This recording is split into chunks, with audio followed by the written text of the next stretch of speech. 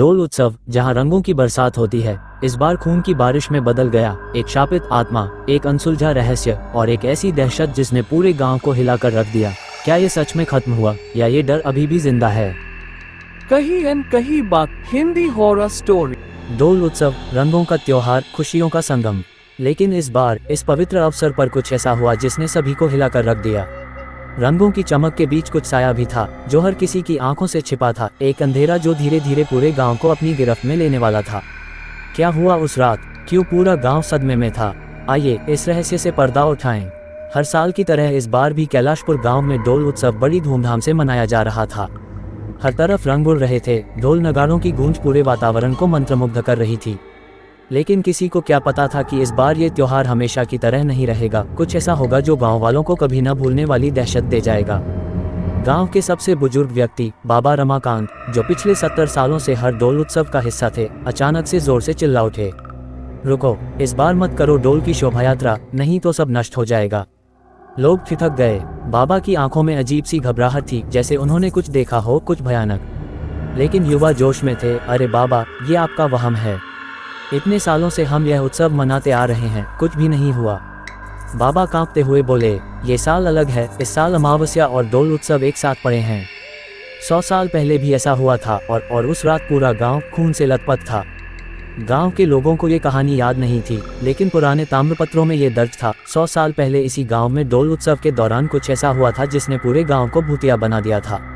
कहा जाता है कि शारदा नाम की एक युवती गांव की सबसे सुंदर लड़की थी। उसके साथ हर साल डोल उत्सव पर एक ही अनहोनी होती, कोई न कोई रंग खेलते वक्त उसकी साड़ी खींच लेता। ये घटना हर साल होती रही और उस साल शारदा ने खुद को गांव के कुएं में झोंक दिया।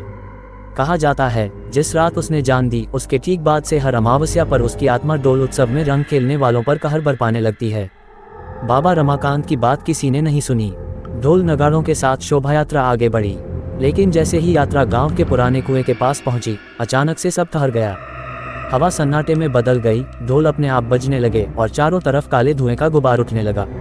तभी एक चीख सुनाई दी। वह चीख किसी इंसान की नहीं थी, वह आवाज आई थी कुएं के अंदर से, मैं आ गई हूँ। लोग घबराकर इधर उधर भागने लगे, लेकिन तभी आकाश में उड़ते लाल गुलाल अचानक खून में बदल गए। हाँ, सबके चेहरे पर रंग नहीं, खून के छींटे थे। कोई कुछ समझ पाता इससे पहले ही एक लड़की का साया कुएं से बाहर निकला। उसकी आंखें कोयले जैसी काली, बाल बिखरे हुए और होंठों से खून टपक रहा था। लोग जोर जोर से चिल्लाने लगे, भागो, ये शारदा की आत्मा है। लेकिन कहाँ भागते? गांव की हर गली में अंधेरा फैल चुका था। लोगों के पास सिर्फ एक रास्ता था, बाबा रमाकांत की बात मानकर इस प्राचीन शाप को समाप्त करना। बाबा ने गांव वालों से कहा, शारदा को न्याय दो। हर साल उसके साथ जो होता था वह गलत था। अगर हमें ये शाप हटाना है तो हमें उसकी आत्मा को शांति देनी होगी। गांव की सबसे बुजुर्ग महिला ने आगे बढ़कर अपनी चूड़ियां उतारी और कुएं में फेंक दी, एक माफी की भेंट। धीरे धीरे बाकी गांव वालों ने भी अपनी सबसे प्रिय वस्तु कुएं में चढ़ाई। जैसे ही आखिरी चीज कुएं में गिरी, चारों तरफ शांति छा गई। आसमान में बिखरा खून फिर से लाल गुलाल में बदल गया। हवा में अब डर नहीं बल्कि शांति थी। और फिर वो आवाज आई, अब मैं मुक्त हूँ। गांव वालों को लगा कि उन्होंने शारदा की आत्मा को मुक्त कर दिया है, लेकिन कुछ लोग अब भी डरे हुए थे। क्या सच में वह आत्मा चली गई थी? अगले दिन गांव में एक अजीब सा सन्नाटा था। जो जगहें पहले चहल पहल से भरी रहती थी, वहां अब सिर्फ फुसफुसाहट थी। कुछ लोगों का कहना था कि रात को उन्होंने कुएं से किसी के रोने की आवाज़ सुनी थी। नहीं, ये हमारा भ्रम है, हमने शारदा को मुक्त कर दिया। लेकिन फिर गांव का सबसे छोटा लड़का रोहन अचानक गायब हो गया। गांव भर में अफरा तफरी मच गई। रोहन कहाँ गया? कुछ लोगों ने कहा कि रात को उसने कुएं के पास किसी से बात करते देखा था, पर कौन? गांव में तो कोई नहीं था। रोहन की मां ने चीखते हुए कहा, मेरा बच्चा, मेरा रोहन, कोई उसे ढूंढो। लोगों ने पूरे गांव में उसे खोजा, लेकिन उसका कोई पता नहीं चला। और फिर आधी रात को कुएं के पास से एक जोरदार चीख आए। लोग भागते हुए वहां पहुंचे और जो उन्होंने देखा उससे उनके पैरों तले जमीन खिसक गई। रोहन कुएं के किनारे खड़ा था और उसके ठीक पीछे कोई और भी था। हवा ठहर गई, समय जैसे रुक गया। कुएं के पानी में जो परछाई दिख रही थी वह किसी इंसान की नहीं थी। वह परछाई बालों से ढकी एक लड़की की थी, जिसकी आंखें लाल थीं और होठों से खून टपक रहा था। और फिर रोहन की पतली मासूम आवाज आई, माँ, दीदी कह रही है कि वो अकेली है, वो किसी को अपने साथ ले जाना चाहती है। गांव वालों की रूह कांप गई। नहीं, बाबा रमाकांत ने फिर चेतावनी दी थी, हमने उसकी आत्मा को मुक्त नहीं किया। हमने बस उसे शांत किया था, लेकिन उसका दर्द अभी भी जिंदा है। गांव वालों के पास अब दो ही रास्ते थे, या तो वे शारदा को फिर से क्रोधित करें और पूरे गांव को उसकी आत्मा का शिकार बनता देखें, या फिर उसे हमेशा के लिए मुक्ति दें। बाबा रमाकांत ने कहा, हमें वो करना होगा जो 100 साल पहले करना चाहिए था। गांव की सारी औरतें कुएं के पास आईं। उन्होंने शारदा के नाम का दीप जलाया, उसके लिए सफ़ेद कपड़े चढ़ाए और हाथ जोड़कर कहा, हमें माफ़ कर दो, तुम्हारे साथ जो हुआ वो गलत था। और फिर हवा अचानक शांत हो गई, कुएं का पानी स्थिर हो गया और रोहन बेहोश होकर गिर पड़ा। गांव में फिर कभी डोल उत्सव नहीं मनाया गया। हर साल अमावस्या के दिन कुएं के पास एक दिया जलता था, खुद ब खुद। और गांव के लोग, वे अब भी सोचते हैं। गांव वालों को लगा कि सब कुछ खत्म हो गया, लेकिन तीसरी रात कुछ ऐसा हुआ जिसने सभी को फिर से दहशत में डाल दिया। अमावस्या की रात के बाद जब सब शांत हो गया था, उसी रात रवि नाम का एक लड़का अपने दोस्तों के साथ कुएं के पास गया।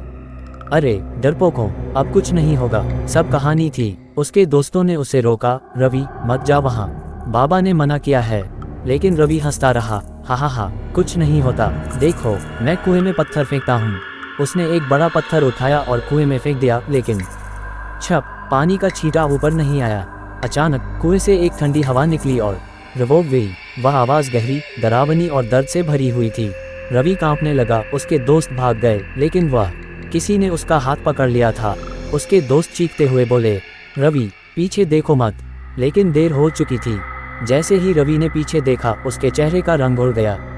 एक लड़की, लंबे उलझे हुए बाल, फटी हुई सफ़ेद साड़ी, आंखों से काला खून टपक रहा था और उसके होंठ हल्के से हिल रहे थे। तुम्हें बुलाया किसने? रवि ने भागने की कोशिश की, लेकिन उसके पैर जमीन से चिपक गए। कुएं का पानी उबलने लगा, हवा कांपने लगी और फिर गांव के लोगों ने सुना, धड़ाम, रवि कुएं में गिर गया था। लोग भागते हुए वहां पहुंचे, लेकिन कुएं में कोई नहीं था। ना रवि, ना कोई परछाई, बस पानी काला हो चुका था। बाबा रमाकांत भागते हुए आए और बोले, हमने शारदा की आत्मा को मुक्त नहीं किया था, हमने उसे सिर्फ शांत किया था, लेकिन अब उसने किसी और को बुला लिया है। गांव में दहशत फैल गई। क्या अब रवि भी शारदा के साथ उस कुएं का हिस्सा बन चुका था? बाबा ने गांव वालों से कहा, अब हमारे पास एक ही रास्ता है, या तो हम इस कुएं को हमेशा के लिए बंद कर दें, या फिर इसे शुद्ध करके इस शाप को खत्म करें। गांव के लोग डरे हुए थे। अचानक कुएं के पास फिर से वही आवाज आई, रवि वापस नहीं आएगा, लेकिन मैं अब अकेली नहीं हूँ। गांव वालों की रूह कांप गई। गांव वालों को लगा कि अब कुछ भी नहीं बचा, लेकिन रवि की माँ रात भर कुएं के पास बैठकर रोती रही। मेरा बेटा वापस आ सकता है, कोई तो उसे बचा लो। बाबा रमाकांत बोले, अगर कोई अब कुएं के अंदर गया तो वो कभी लौटकर नहीं आएगा। लेकिन तभी माँ, वही आवाज, रवि की आवाज। लोग कांप उठे। रवि की माँ ने जोर से पुकारा,